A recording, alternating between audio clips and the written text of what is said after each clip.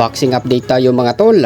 Dahil sa papalapit na laban ni Pacquiao at Barrios, binalikan ng mga boxing media ang isa sa nakalaban ni Pacquiao na si Miguel Cotto.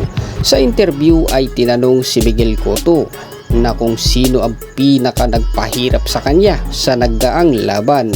Ang unang sinagot ni Cotto mga tol ay si Antonio Margarito.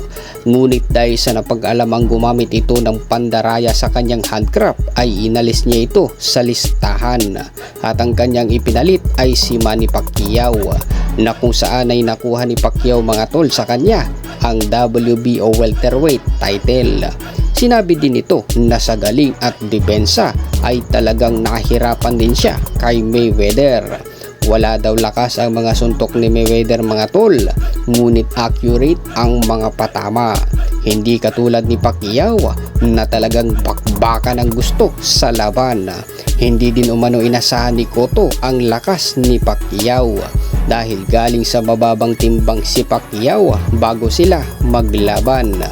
Samantala sa latest interview ni Mayweather mga tol ay sinabi nitong sa edad na 46 years old ay malakas pa rin itong si Pacquiao.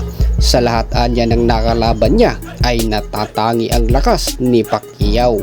Ngunit hindi nagbigay ng prediksyon si Mayweather sa magiging laban ni Pacquiao at Barrios.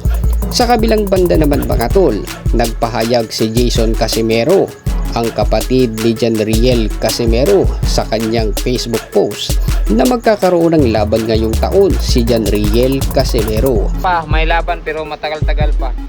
Basta mayroong laban ngayon taon. Ngunit wala pa itong sinabi kung saang bansa gaganapin. Basta hindi umano matatapos ang taong ito na walang magiging laban ang angas ng Pinas, Janriel Casimero. So hanggang dito na lang muna tayo mga idol.